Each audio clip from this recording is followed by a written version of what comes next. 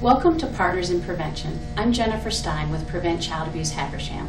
Child abuse in the home can come from the result of domestic violence. This often prompts us to ask the question, why doesn't she just leave? This is not a straightforward answer. Central to domestic violence is an ongoing pattern of behavior, most often used by men, aimed at controlling women through power and fear. This coercive control is how men extend their dominance in intimate relationships, which isolates women and erodes their woman's independence over time. Imagine feeling scared in your own home, and the fear is caused by the person you love. You're anxious, confused, and deflated from the abuse that you've experienced over many years. Now imagine having to flee your partner and home because he has threatened your life or the life of your children. Where do you go? The first option women typically seek out is to stay with family or friends while they seek alternative living arrangements.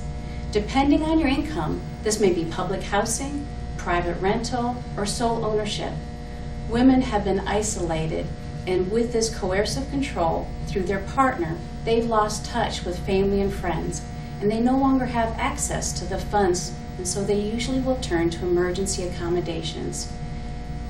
Habersham County, we're very fortunate that we have a shelter called Circle of Hope, in which individuals can seek their support and make this monumental leap to leave a relationship that's toxic or an environment that is no longer safe for their family.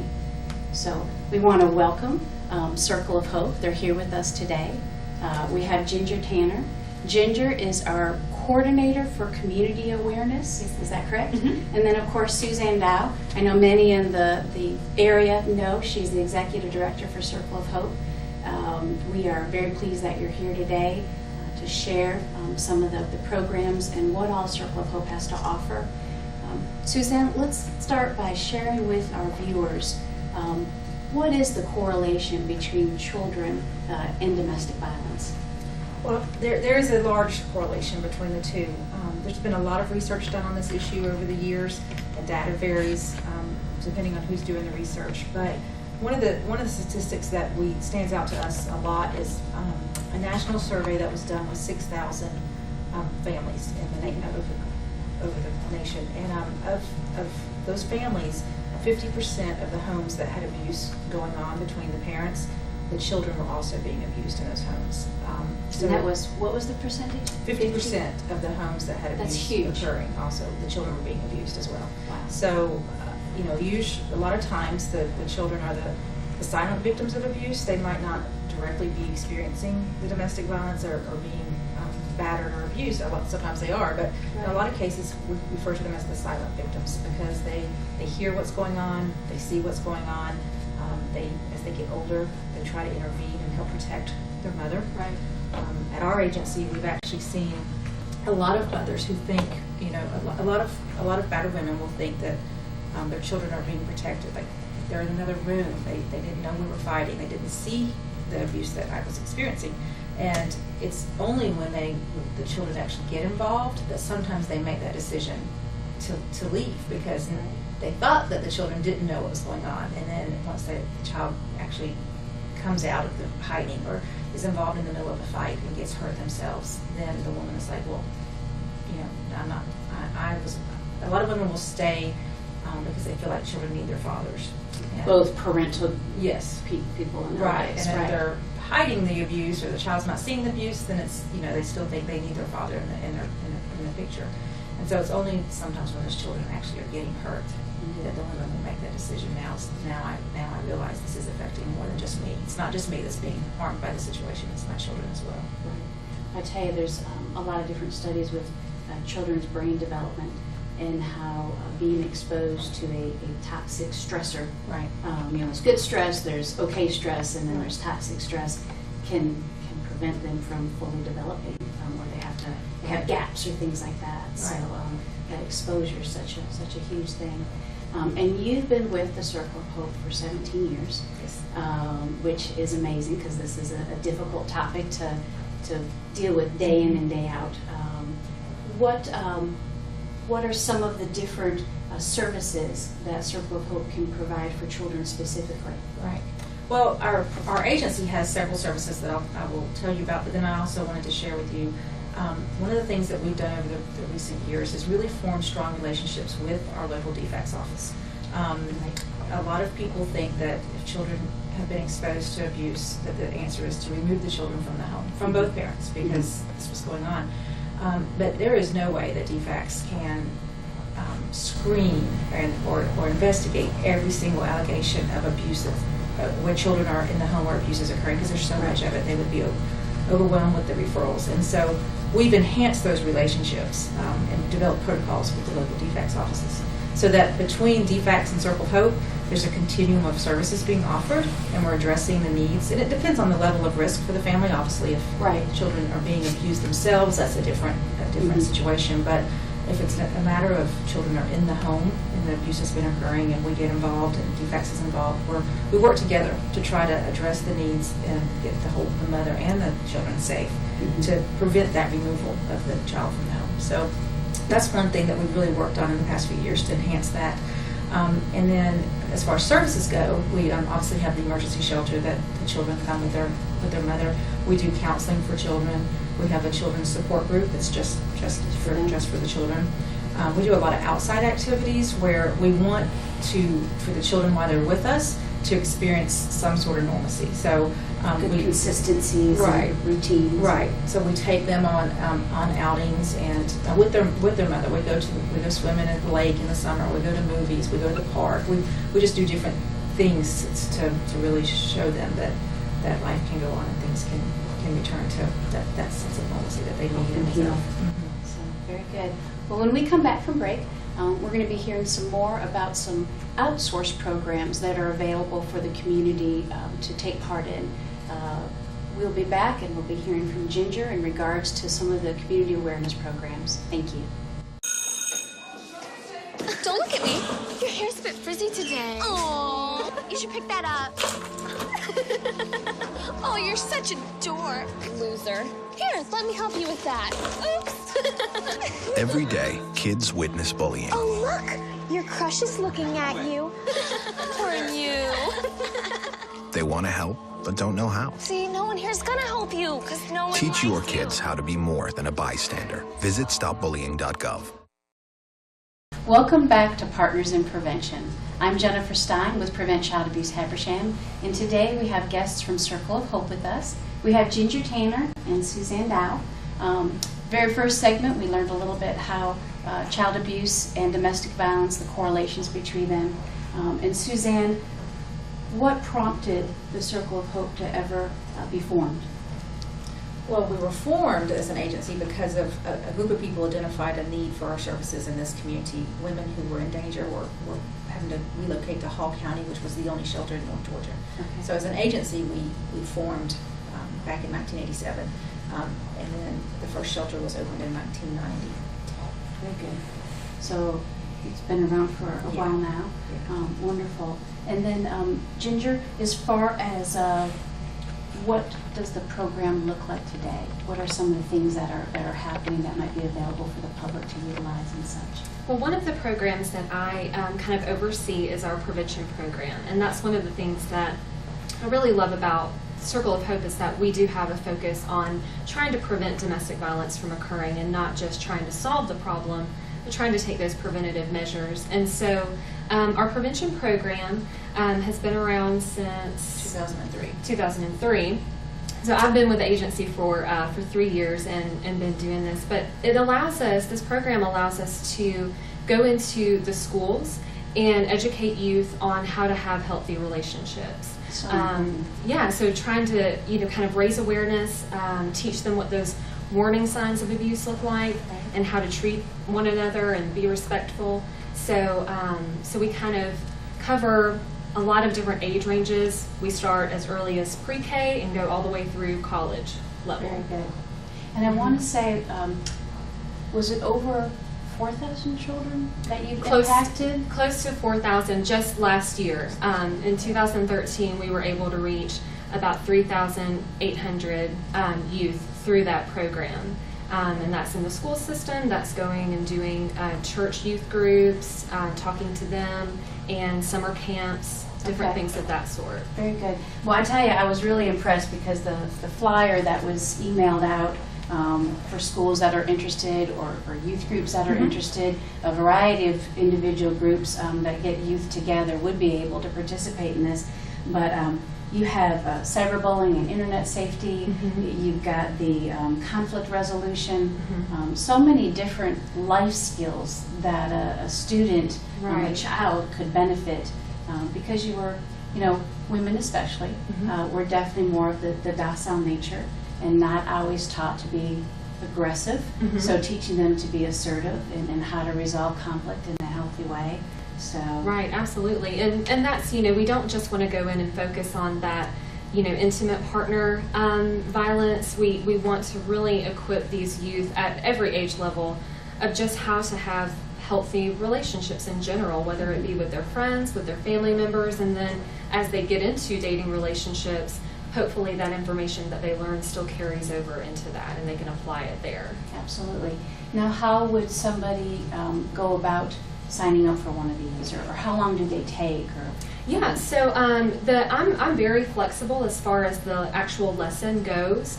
So if a teacher wants to contact me or a school counselor wants to contact me, then we will set up and determine what type of lesson they want for their specific group. And I can shorten the lesson. Sometimes they range from about 30 minutes to an hour, depending. But the lessons are very interactive. I personally just really believe in hands-on learning is the best type of learning. Right. So they're very interactive. The kids have a good time. And so I can add more activities to it to make it longer if that's what the teacher or counselor or group person needs, or I can shorten it. It's just trying to be very flexible to meet their needs. Very good.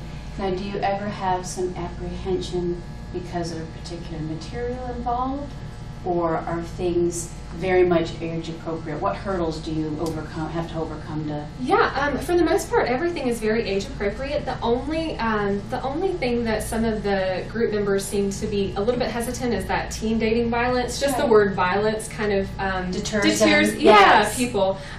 But so we've kind of gone about it in a little bit different way in trying to promote the phrase healthy relationships, because it's in general the same type of information, still giving them those warning signs and what to do if they are in that situation, but it's just titled a little bit differently to kind of cover a little bit more of a broad base. Right. But I guess that would be the only kind of hurdle that I've seen. Okay, well, wonderful. The and those of you, I believe they'll be putting this up on the TV, but Ginger Tanner, she can be reached. Her phone number is 706-776-3406, or you can email her at cohawareness@windstream.net, and then that way you can sign up your group of students to have Ginger come out and work with them. Such a great program. I think one of the ones, you've got self-esteem, conflict resolution we talked about, healthy expression of feelings. I want to say it's kind of neat because when a child's angry,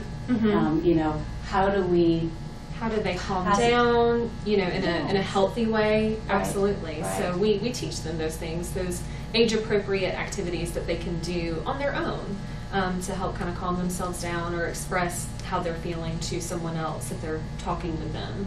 Now, as far as programs like this, is there a cost involved? Yeah, I was going to mention that, so that's a great question. Everything that we do is absolutely free, so if a group member or a teacher or counselor wants us to come in and do these lessons, it's at no cost to them whatsoever. It's wonderful. I wanted to add, we started this program back in 2003 because at the shelter, young mothers were coming into the shelter with children who had been in the shelter in the early 90s as children. So we saw repetitive cycle. Yes, and at that point in our history of our agency, we were really still just a shelter provider. We weren't doing as much legal advocacy as we do now. We did not have supportive housing programs like we do now. So it was the shelter, and so people are in shelter very short times. Sometimes 30 days is the average length of stay. Okay. And so as an agency, we realized we want to do more prevention in this community than just the intervention that happens once they get to us. And that's why we started the program. And so even though we're hoping, the goal is that we're reaching kids from kindergarten all the way through high school with all these different skills and things they can learn from along the way. So the curriculum changes based on their age group and what they're developing and learning. to hopefully build the knowledge and the skills that they need to not then repeat that generational cycle of violence. That You had mentioned, touch on it real quickly, Suzanne, some of the legal services that you offer. I know we're running short on this segment, but what are some of we assist women that or men that need temporary protective orders. Okay. We help them secure those from the Superior Court judge. They're 12-month orders that can order the party that's doing the abusing to stay away. Very good. And so there again, you don't have to be living at the shelter. No. This is, We have a huge outreach program. We serve more families every year in our outreach program than we do actually in the shelter. Very good. And we'll be right back after this break. October is Domestic Violence Awareness Month. Am I saying that correctly? So we'll be right back to learn more about what Circle of Hope is doing for the community. At Windstream, we're offering our customers a new feature, Watch TV Everywhere. Now you can watch available episodes of favorite shows, movies, and live news and sports on tablets, smartphones, and laptops. There's no extra charge from Windstream. You only need to be a cable customer already receiving a Wind package. It's simple to get started. Just visit WatchTVEverywhere.com. So enjoy, and thanks for being our customer. Welcome back to Partners in Prevention. I'm Jennifer Stein with Prevent Child Abuse Habersham. In this segment, we've been focusing on the correlations between domestic violence and child abuse. And I had mentioned to you then that why doesn't she leave when you're in an abusive situation like that? And we have to go back and think of the old saying, you don't know until you walk in that person's shoes. And so today, Ginger Tanner, Suzanne Dowd, they're going to share with you about an upcoming event that they have coming up in October 11th. Okay, Ginger, Yes. share with us what this is called and what's going to be happening. Okay, so Circle of Hope is going to be presenting the 3rd annual Walk a Mile in Her Shoes event. And the sole purpose of the event is to get the community involved to kind of take a stand against violence against women. And so I actually just recently heard at a meeting that we were at that it's reported that about 90 to 95% of all family violence is inflicted by men. And so the great thing about Walk a Mile in Her Shoes is that even though it's a community march, it challenges the men in our community to specifically take that stand and to say, you know what, I don't believe that violence against women is right. I want to, I want to change, yes. Absolutely, and raise awareness of this issue. So, so it's a great opportunity for them to get involved. And you're right, it's you don't know a person's story until you walk in their shoes. And so essentially, they are going to be putting on women's shoes, which we have displayed some of them on the table. So they're going to be putting on women's shoes and walking a mile in an effort to raise awareness of this issue. And where does the walk start at? Yeah, so so it starts at the First Presbyterian Church in Cornelia. Okay. And it's going to go through kind of the downtown area, and it will end at the historic train depot in Cornelia. So it's not quite a mile, so the guys are kind of lucking up a little bit, but it's still a good walk. And there's a slight hill, so it's always... It's enough, right? Yeah, it's enough of a challenge for them. But once again, it's going to take place Saturday, October 11th, and registration will begin at 9 for the day of the event, but pre-registration is already open on our website, which is www.gacircleofhope.org. And so if you want to go ahead and sign up to walk in the event, you can do so. And I encourage people to do that because we're going to be giving out event T-shirts. And so if you pre-register, then you already kind of get that secured. And then on the day, like I said, registration will begin at 9 for those who haven't pre-registered. And then the walk will kick off at 10:30. Now, I was surprised because I went out already and was looking at the registration form. You don't charge a registration fee. Right. It's strictly awareness. We don't have it as a fundraising opportunity or anything. Okay. We want it to be a free event so that the more people that can participate, we want to encourage as many people as possible. Very good. Well, with that, with this not being a fundraiser but very important event with awareness, how is it that Circle of Hope is funded? What are some things that they do? Or I know you do the monthly drives of different donations that are needing. Share with us some of those things. Yeah, well, we receive a lot of state and federal grants for our programs. Very good. I briefly mentioned earlier that we have supportive housing programs. That's a large chunk of our budget. Our shelter program is quite expensive to facilitate, and so are our housing programs. But we have 24-hour staff coverage at the shelter. That's a state mandate. So that, of course, takes a lot of funds. But so we get some grant. About 80% of our budget is grants that we receive. We have 2 thrift stores, one in Clarksville, across from the old courthouse. Okay. One in Cornelia on Lee Street, which used to be the bread discount store. That's how everybody knows that location. And of course, our thrift stores help us generate revenue. We are also a United Way agency in all 3 counties that we serve, which is Stevens, White, and Habersham. Okay. And of course, businesses, churches, individuals, any kind of donations that people are willing to allocate to us is also very helpful and appreciated. So if they saw the Walk a Mile in Her Shoes and they still wanted to give a donation, Absolutely. that is perfectly acceptable. Well, and we do solicit sponsors for this, because we Okay. do give the shirts away for free. Right. And enlist our sponsors so we do this is our 3rd year, and so we do reach out to some businesses and ask if they will sponsor the event, so that we do have the sponsors to help with that. And we also have our sponsorship information online as well. So if good. someone was interested and wanted to help out in that way, if they go to our website and go under the special events tab, then they'll see, how they can either register or sponsor or get more information. Very good. Now, if somebody were a sponsor for this event, what are some of the benefits that they would get for being a sponsor? We actually break it down into different tiers or different levels, and so depending on how much they wanted to give as their sponsorship would kind of determine the benefits that they would receive. So that information is all online, but it's it's definitely a perk. You get a lot of publicity from it. So Well, neat event, lots of fun. I know the sheriff. What are some of the others that you have out there? He's out there walking. Right, lots of law enforcement. The district attorney has come in the past. And I don't know if you mentioned, we encourage not just men. I mean, it is a block that focuses on men and men bringing awareness to the issue, but we encourage women, children. We've had families, strollers, pets, anybody and everybody that wants to community come out. groups, businesses. Lots of fun and a perfect time of year. Now, was there, before our time is up, we've got a couple minutes left, was there anything else that you wanted to share with our viewers about Circle of Hope to just make them more aware of some of the services and things that you have going on? Well, I wouldn't want us to not take the opportunity to at least list our 24-hour hotline, because that is the gateway into seeking services. If somebody is in need of any, whether it's counseling, support group, protective orders, shelter, any of those things, just wanted to talk to somebody. They don't. It's a confidential hotline. They don't have to give their name, and it's 1-800-334-2836 is the 1-800 number, and that's a toll-free number that will connect the caller to the shelter in the state of Georgia that serves them.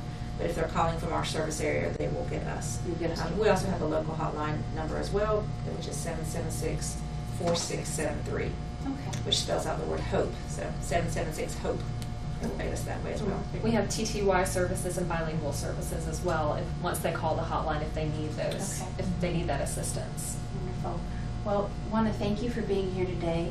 In closing, any misconceptions or things like that you'd love to, share to the community as far as domestic violence or things as a general? That would be a whole other segment all in itself. All the misconceptions about the issue. It is a very difficult issue, and I know we were here today to talk about the impact on children, and children are definitely impacted. And so, I think it's critical that people just recognize it's not as easy as just walking away, especially when there are children involved.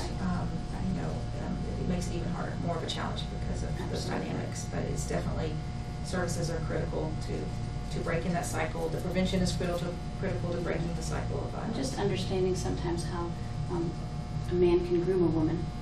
If we're speaking with the 95% that men are typically the abusers. So, well, we appreciate what you do for the families here in Habersham County and the children of Habersham County. And we're excited for your event to walk a mile in her shoes and looking forward to being there. So, thank you. Thank you.